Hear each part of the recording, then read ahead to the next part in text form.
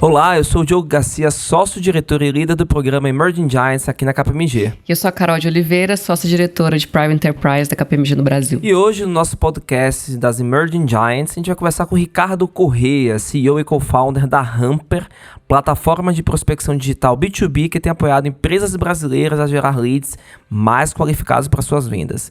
Nascida em 2016 e com sede em São Paulo, a Hamper tem como grande propósito tornar a prospecção mais digital e a venda mais humana. Fala, Ricardo, tudo bom contigo? Tudo beleza, prazer estar aqui com vocês. Vamos nessa. Ricardo, primeiro, obrigado por participar aqui do programa conosco. Vamos começar contando um pouco da tua jornada, né, com a Hamper, desde 2016, que você teve desafios, aprendizados, até agora, enfim.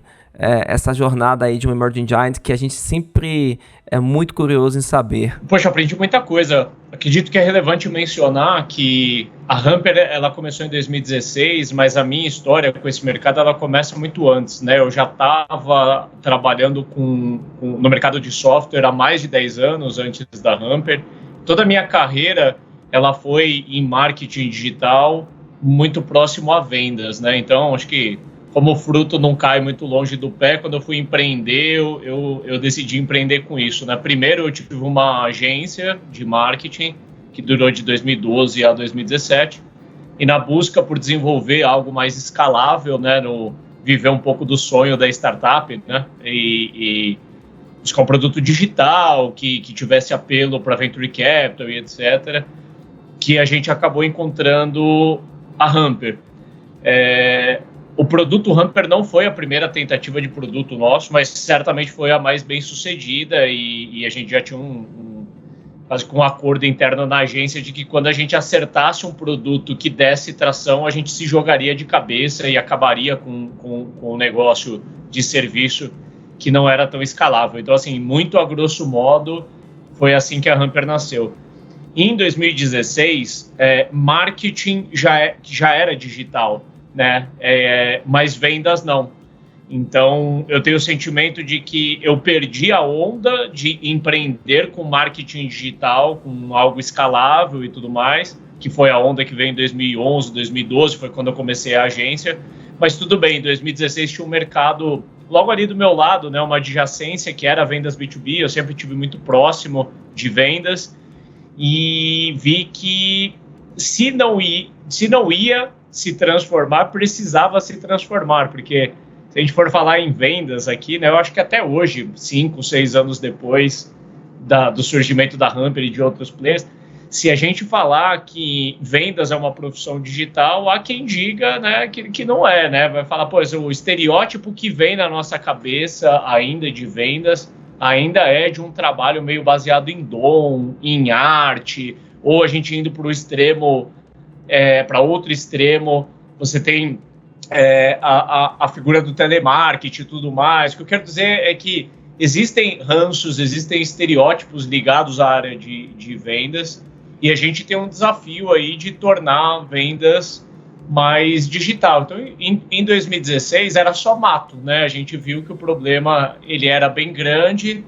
Esse problema que eu estou falando de venda ser algo muito manual, muito baseado em dom, era, naquela época, e ainda é em muitas empresas, um grande gargalo que impede empresas B2B a crescer. Então, em resumo, é um belíssimo problema para uma startup de base tecnológica querer resolver. E a gente pegou um pouco de vento de cauda também, tanto pelo fato de já existirem players de marketing digital e players de CRM no Brasil educando as empresas para o uso de tecnologia, quanto alguns efeitos vindos de fora tinham um certo hype vindo do Vale do Silício para o Brasil, trazendo mais ciência para vendas B2B. Talvez a forma mais materializada disso seja a vinda do livro Predictable Revenue, que acabou sendo traduzido para o português como Receita Previsível.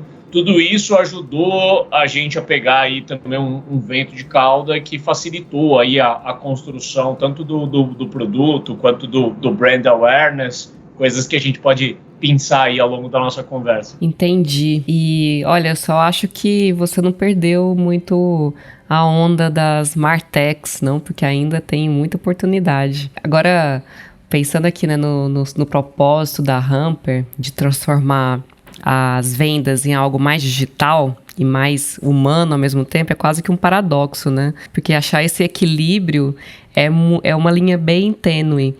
E depois do surgimento da Hamper e de várias outras empresas que tentaram fazer, que tem esse propósito de transformar a venda mais digital, a gente viu uma série de erros aí pelos usuários, né? Então, às vezes chegam aqueles e-mails automatizados que a gente mais abomina do que gera resultado de vez para a empresa.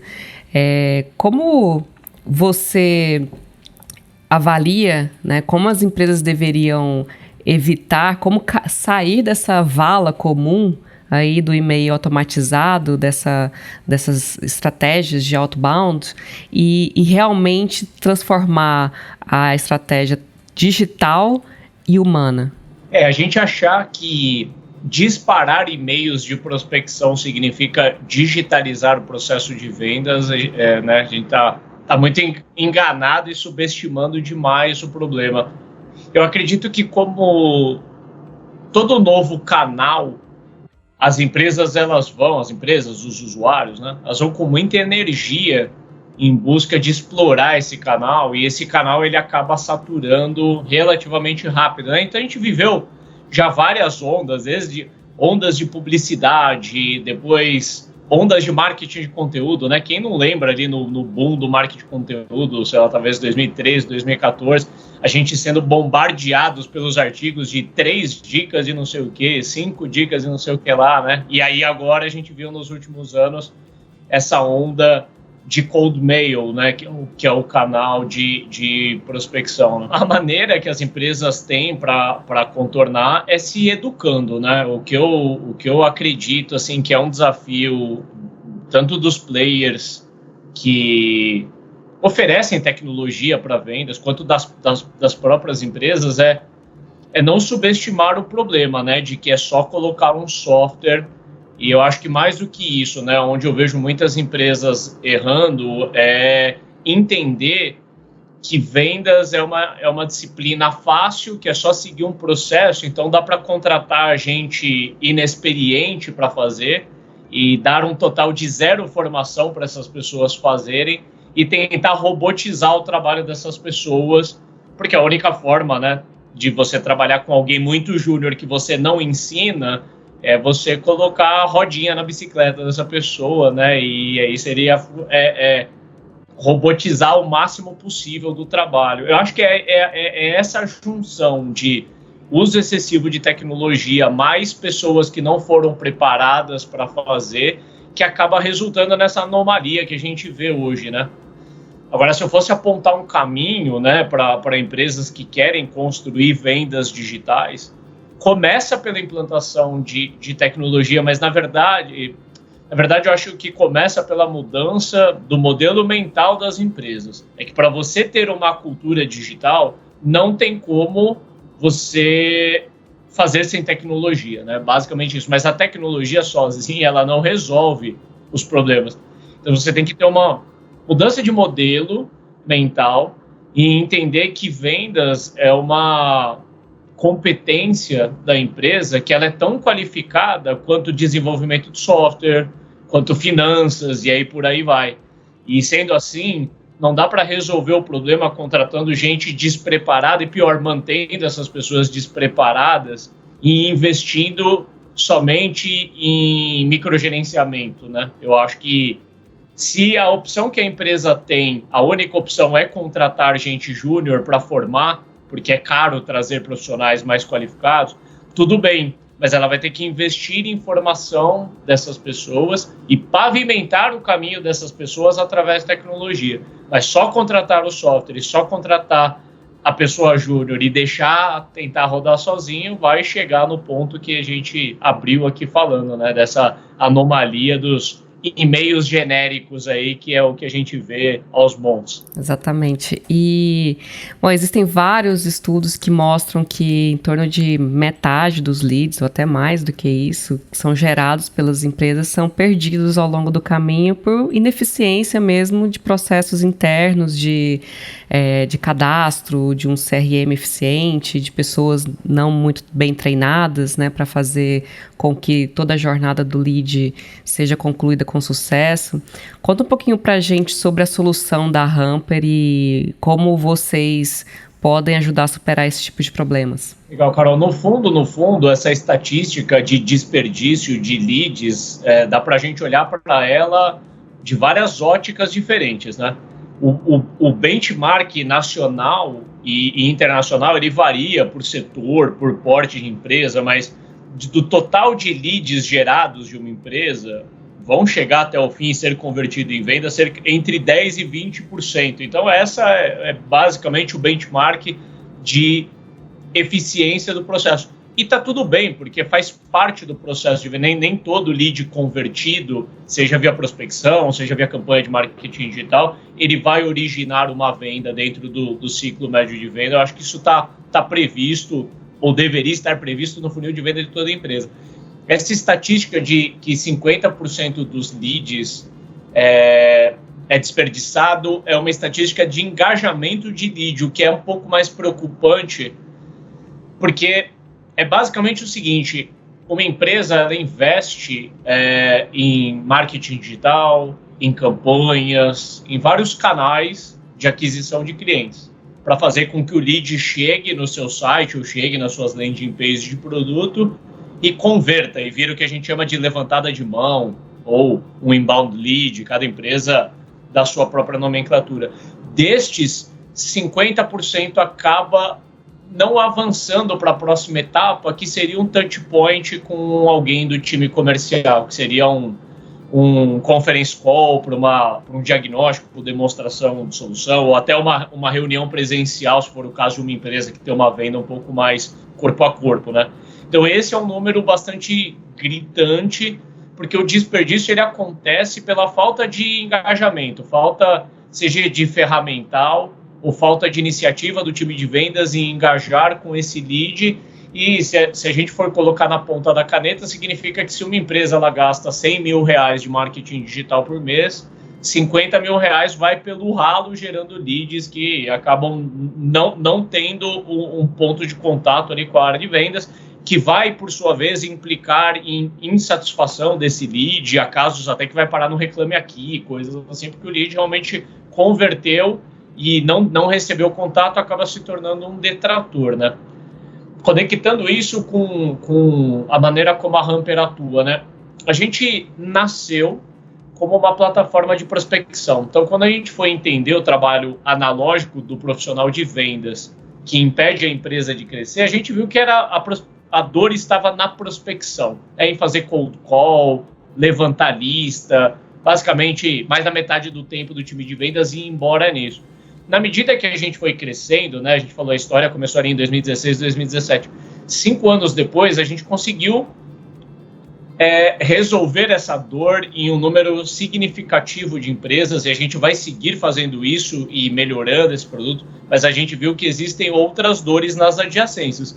Uma delas é a dor de engajamento de leads reativo, né? Então, depois de ter criado e consolidado aí uma solução para prospecção ativa, a gente começou a resolver a dor também da geração de leads reativa, que é basicamente o que origina aí essa estatística de metade dos leads serem desperdiçados que a gente descreveu agora. Então, Ricardo, muito bom ouvir tudo isso, porque a gente tem percebido uma profissionalização e digitalização das áreas de vendas das empresas, sobretudo no B2B, né?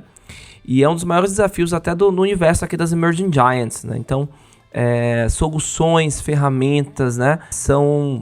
As empresas têm buscado cada vez mais caminhos assertivos para que elas possam atingir seus clientes.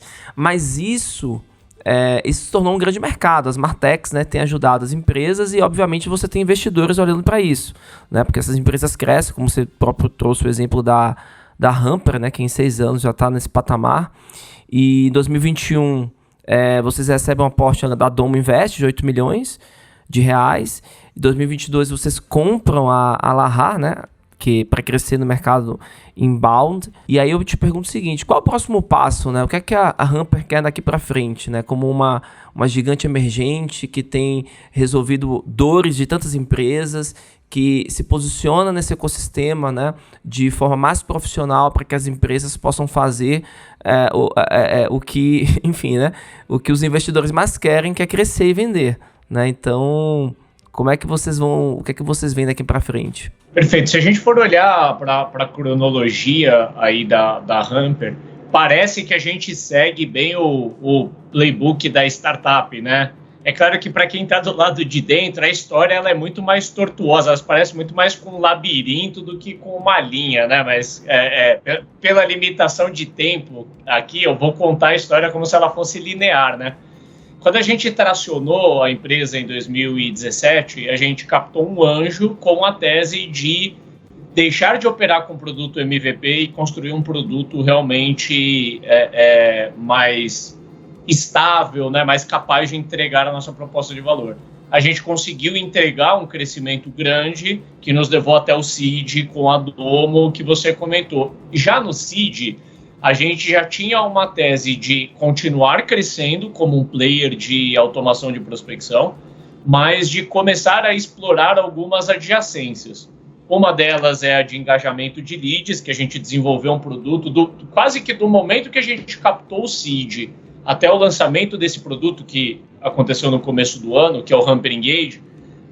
Foi mais ou menos 1 ano investindo no desenvolvimento dentro de casa de um segundo produto da Hamper. E outra adjacência que a gente veio olhando aí nesse último ano era a adjacência do próprio marketing digital, né, ou do inbound marketing, né? E pela complexidade desse mercado e fato de existirem players já mais consolidados e até uma maturidade do cliente que consome esse tipo de solução, a gente entendeu que o melhor caminho não seria desenvolver um produto dentro de casa e a gente viu que existiam oportunidades no mercado de players que já estavam operando nesse mercado há alguns anos, que já tinham um produto consolidado, validado ali por alguns milhares de clientes, e que para a gente entrar no espaço de inbound marketing seria mais interessante fazer isso através de um produto já pronto e validado no mercado. A gente já tinha uma proximidade com o Lahar, por players do mercado que são adjacentes e têm integração de produto e fazem collabs, tanto de marketing, quanto tá junto em evento, tá junto no cliente e tudo mais. E aí foi natural a gente se aproximar e conversar, e pelo estágio das empresas e dentro daquilo que a gente estava buscando, fez sentido discutir sobre um M&A, e a gente acabou aí, tem 1 mês e meio para 2 meses, anunciando aí a aquisição da Lahar. E aí, com isso, a proposta de valor e o posicionamento da Hamper evolui de um player que, até o final do ano passado, era um player de plataforma de prospecção digital, para ser um player que hoje é capaz de cobrir toda a geração de leads de uma empresa B2B. Então, agnóstico hoje a uma empresa B2B, se ela prospecta, se ela faz marketing de conteúdo, se ela faz mídia paga, ou se ela faz todos os 3 juntos e outros, a gente tem um stack de soluções para fazer 100% dos leads passarem pelas ferramentas de automação e de conexão. E aí, é claro, a gente ficou bastante conhecidos pelas ferramentas de automação, mas a gente tem muita ferramenta de inteligência que agiliza a vida do usuário, como, por exemplo, ferramenta para facilitar agendamento com lead. A gente tem um chat incorporado dentro do produto que você consegue conversar com o lead de forma assíncrona sem precisar ligar para ele. Enfim, dentre várias outras coisas que agilizam a vida do usuário e, de novo, né, ajuda a tornar ali a jornada do vendedor mais digital. Uhum. E assim como você falou que é natural, né, você se conectar com negócios adjacentes, é natural também que grandes corporações, né, que tem essa dor do B2B, e quando vê uma Martech como a Hamper, né, que está crescendo, que está escalando cada vez mais, que você tem um interesse também por essas empresas. Como é que você vê esse movimento, até das grandes corporações, eventualmente, em adquirir martechs do mercado que já desenvolveu uma solução que está pronta e que pode se conectar com esses grandes business, né? Com essas grandes corporações que trabalham no B2B e que querem melhorar a sua performance? Quando a gente fala de uma grande empresa, eu acho que uma startup como a Hamper, ela tem pelo menos duas perspectivas. Uma é ter a grande empresa como cliente, o que pode ser ótimo, né? E a gente pode imaginar o seguinte: poxa, aquela fintech que já tem capital aberto, aquela empresa que é uma das maiores empresas de software da América Latina, elas já devem fazer tudo que a gente imaginar de marketing e vendas, e muitas vezes a gente vai olhar o stack de ferramentas de uma empresa como essa e ela está mais a pé do que uma startup, porque por definição, uma startup ela já nasce digital, ela já nasce buscando. Tem empresas que a gente atende que é o segundo ou terceiro colaborador da empresa é o Hamper já, né? Então, assim, a empresa ela já nasce com essa pegada escalável e digital, querendo buscar. Eu brinquei aqui, não é o caminho mais recomendado, né, de você já implantar tecnologia tão cedo assim, mas as Big Corps, elas têm muita necessidade, algumas ainda têm dificuldade de entender, eu acho que isso vocês devem ouvir bastante, né? Ainda um pouco de dificuldade em entender como que as startups podem ajudar com modelos mais ágeis, né? Uma startup como a Hamper, que opera mais na faixa do mid-market, tem um pouco de dificuldade de operar dentro da burocracia de uma empresa muito grande. Então, a gente tem que ser criativos de conseguir entrar com a nossa solução sendo quase que um expense de uma área, porque para valer a pena vender para uma grande corporação, eu teria que cobrar muito mais caro do que eu cobro para justificar, às vezes, uma jornada de 6, 12 meses conversando com aquela empresa para conseguir vender, implementar. Então, essa é a perspectiva do ponto de vista de comercializar a solução. Tem mudado, né? A gente vê as iniciativas das empresas grandes de quererem estar mais junto de startups. Isso não é de agora, isso é um movimento que já acontece já tem um tempo. E a outra perspectiva é a perspectiva de a grande empresa um dia ser uma compradora, né, de uma startup, né? Eu acho que a gente teve um belo precedente no meu mercado em particular, né? Eu acho que isso já vem acontecendo nos últimos anos, mas falando em Martech especificamente, ali a compra da TOTUS, a compra por parte da TOTUS, que é a maior empresa de software da América Latina, que comprou o maior player do meu mercado, que é a RD Station, abre um precedente, né, para que a gente vê que isso é viável, né? Então, eu diria assim, o plano número 1 de uma empresa como a Hamper, eu posso falar por mim, né? Eu não sei se todas são assim, mas a gente vê a avenida para continuar crescendo no caminho do Venture Capital, né? Levantar rodadas sequenciais. Eu diria que uma empresa como a Hamper, ela está longe de estar construída, né? Nessa história que eu falei, a gente usou a prospecção como uma ponta de lança, estamos abrindo para marketing e outros canais de geração de leads, mas ainda tem várias dores dentro de vendas B2B que a gente pode crescer e realmente construir uma grande empresa daqui a um tempo. Então, esse é o plano número 1. O que foi que você aprendeu na tua jornada, né? Que você teve uma experiência prévia antes da Hamper, né? Prévia à Hamper e tal. E, obviamente, você deve ter contado com mentores, com pessoas que já tinham trilhado até a própria jornada de fundraising, enfim. Mas o que você poderia compartilhar com a gente aqui? Algo que você aprendeu nessa jornada, mas que ninguém te ensinou, ninguém te falou, ninguém te deu dicas. E você falou, pô, peraí, isso aqui eu não sabia. O que você descobriu nessa jornada aí? Que você falou assim, cara, não sabia que era assim, mas estou aqui e vamos pra frente. O que eu considero que eu sou um eterno aprendiz e não dá para você dizer que você graduou nisso, gestão de pessoas, né? E eu acho que tanto eu subestimei no começo da minha jornada, e eu vejo as pessoas subestimando isso com frequência.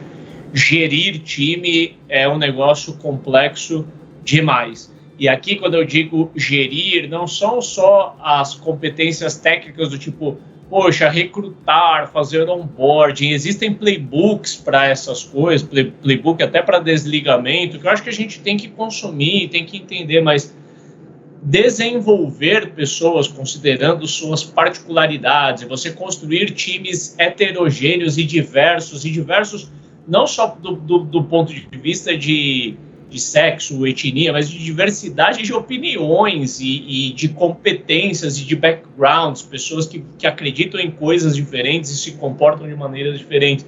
E você conseguir operar com um time assim, desenvolver pessoas assim, conseguir atingir performance com um time diverso e heterogêneo assim, eu não vou nem dizer que é uma ciência ou uma arte, está no meio do caminho dos dois, né? Eu acho que é uma habilidade que você tem que desenvolver no percurso e que não é ensinável. Você não tem como, para você conseguir fazer o shift de um founder / empreendedor para um gestor / executivo, que é bem diferente, não tem uma faculdade que você faz e que te forma, ou os livros que vocês leiam, o que você lê, ou cursos que você encontra, te ajudam, mas a formação é no dia a dia, é na repetição, é errando e acertando. Acho que esse foi o maior aprendizado assim, que eu tive até aqui e que eu continuo tendo. Acho que eu estou longe ainda de ser uma referência em gestão de pessoas, mas é onde eu aplico mais energia e tempo. Bom, a gente podia ficar aqui até amanhã conversando com você, porque esse assunto, para mim, pro Diogo, a gente adora vendas. A gente adora, a gente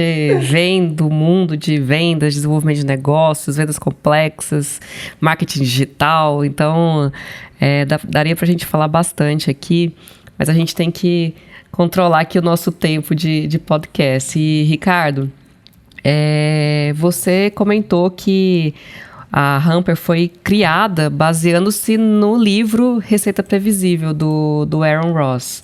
A gente sempre pede uma dica de livro aqui no nosso podcast, mas eu queria que você trouxesse aqui pra gente as principais lições que esse livro trouxe para você.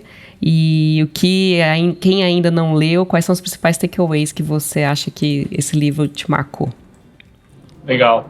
A gente tem uma associação bastante grande com o Predictable Revenue, que teve muito presente na origem da empresa, né? Eu acho que hoje a Hamper ela foi seguindo caminhos e expandindo para coisas novas, que eu acho que é difícil hoje a gente se associar a metodologias. A gente nem tem tanto a pretensão, né? Hoje a gente opera com inbound, outbound. Durante muito tempo o mercado perguntou o que era melhor, o que era pior. Isso é tão relativo, né? Mas para não deixar de responder a pergunta, quando eu li o Predictable Revenue, foi um livro que ele deu nome e cor para várias coisas que eu já pensava, o que foi muito interessante, ser coisas que eu acho que eu acessei dentro do meu intuitivo e que eu já tinha vivido como empreendedor, lembrando que a Hamper não foi a minha primeira empresa, né? Então, alguns takeaways. Aquela história de que a empresa ela cresce, a primeira etapa da jornada, meio que de qualquer jeito, sem muita ciência, ainda assim encontra sucesso, é uma verdade absoluta. Você empreende normalmente num campo onde você tem domínio, e o empreendedor conhece do que ele está vendendo e ele tem networking dentro daquele mercado. E isso bate demais. Quando eu comecei a minha agência, os primeiros 20 clientes da minha agência era gente que eu já conhecia. E eu estava vendendo um serviço que eu já sabia fazer. Só que quando eu tentei escalar isso, extrapolando para os clientes além do meu networking e extrapolando para além do meu conhecimento e tentando construir time, foi que o jogo subiu de nível e eu comecei a viver os ups and downs. Então, eu acho que essa é uma grande realidade ali que está estampada logo no começo do livro. Depois ele vem trazendo um pouco mais de embasamento teórico, né, de como resolver esse troço e através de abordagem de processo e de engenharia, você resolver do tipo especializar o time de vendas, né? Deixar de depender de ter só o dono que sabe vender ou um vendedor artista, né? Aquela pessoa que está 10, 20 anos na empresa, só ele sabe vender daquele jeito, você não replica e você fragmentar mais o seu processo entre especialistas, né? E aí surgiu o SDR, surgiu o Account Executive e surgiu o Customer Success, que é basicamente a explosão de um único profissional de vendas em pelo menos 3 personagens aí que estão nesse processo. E para fechar, um terceiro takeaway, o baseado em prospecção. O que o Aaron verbalizou há mais de 10 anos atrás ali foi que o profissional de vendas ele é muito caro para ficar fazendo cold call e construindo lista na mão e atualizando planilha, e ele acertou em cheio em dizer isso, e hoje a gente vê 10 anos se passaram e ainda é uma realidade. É catastrófico para uma operação tentar colocar o time de vendas para prospectar na mão, porque custa caro, desmotiva, gera turnover, gera microgerenciamento. Acho que é a origem de alguns dos maiores problemas que uma empresa B2B enfrenta. Muito obrigada por toda essa introdução aí do livro, mas fica a dica também para quem ainda não leu, realmente abre muito, né, a mente sobre tudo que a gente tem visto aí de tendências para vendas automatizadas e marketing digital e também para construir esse pipeline previsível de vendas. E a gente percebe, Ricardo, até nesse nosso bate-papo aqui, que não é só sobre inspiração, né? Tem muita transpiração, de fato. E obviamente, muita técnica, disciplina, e a gente fica muito contente, né, quando... até como a Carol falou, né, como a gente veio desse universo, quando a gente desmistifica algumas questões a respeito de vendas e traz esse olhar mais profissional, né, que eu acho que muitas empresas precisam. Então, nossa, foi muito bom essa conversa contigo. Acho que você trouxe alguns pontos super importantes que vão ser importantes não só para Emerging Giants, como as Big Corps, como também para as startups que estão começando, as pequenas empresas que estão começando. Então, eu quero deixar aqui meu muito obrigado para você. E obrigado aí pela disponibilidade, pelo tempo. Eu quero agradecer a todos os ouvintes, a todo mundo que tá acompanhando aqui a nossa jornada com as Emerging Giants. E fiquem ligados que tem mais episódios aqui com mais entrevistados. Ricardo, um grande abraço. Fechado, contem comigo aí, grande abraço.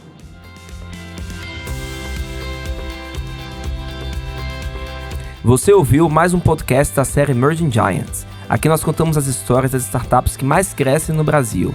Ouça nossos episódios no aplicativo KPMG South America Cluster e no Spotify. Siga nossas redes sociais, compartilhe com seus amigos e fique ligado nos próximos episódios.